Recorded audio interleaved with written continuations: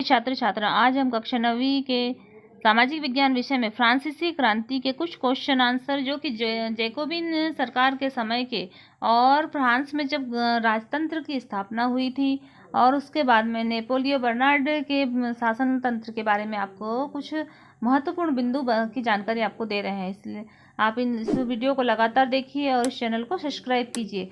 Jacobian को 100 कुलात के नाम से जाना जाता था। तो जैकोबिन को किसके नाम से जाना जाता था? 100 कुलात। 100 कुलात के नाम से क्यों जाना जाता था?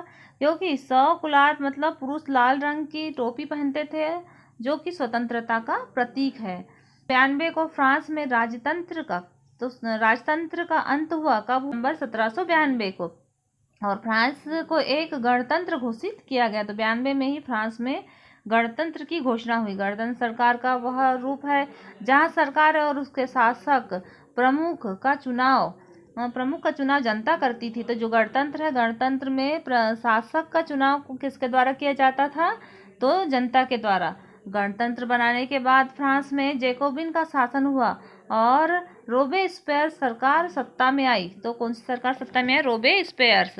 गर्दन से धड़ अलग करने वाली मशीन को क्या कहा जाता है? तो उसे गिलेटिन कहा जाता है और इसका नाम इसके आविष्कारक डॉक्टर गिलेटिन के नाम से पड़ा।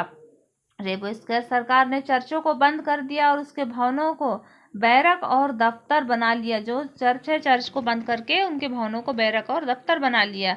और मैक्सिमिलियन रोबेस्पियर ने अपनी नीतियां इतनी सख्ती से लागू की कि उसके समर्थक भी त्राही करने लगे और अंततः 1794 में न्यायालय द्वारा उसे दोषी ठहराया गया और गिरफ्तार कर दिया गया और उसे भी गिलोटिन पर चढ़ा दिया गया। तो इस प्रकार से मैक्सिमिलियन रोबेस्पियर की भी मृत्यु हो गई और उसे गिलोटिन पर चढ़ा दिया गया।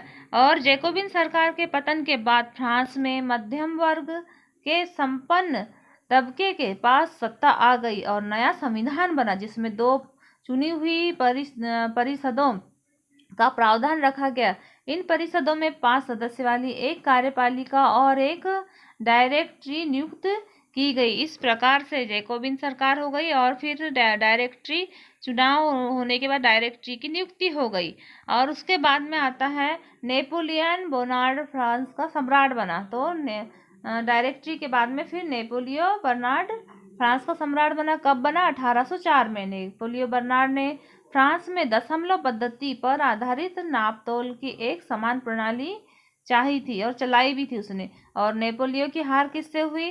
तो नेपोलियन की हार 1815 में वाटरलू में हुई।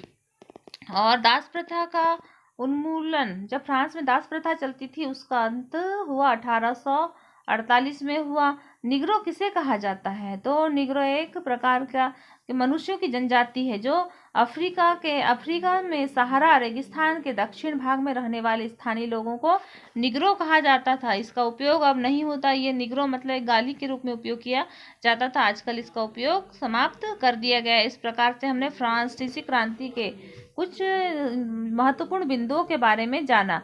आने वाले वीडियो में हम इससे आगे वाला जो पार्ट है यूरोप में रूस की क्रांति, तो उस यूरोप में समाजवाद और रूसी क्रांति, इसके बारे में आपको विस्तार से अध्ययन करवाएंगे। आप लगातार इन वीडियो को प्राप्त कीजिए और अपनी पढ़ाई जारी रखिए। धन्यवाद।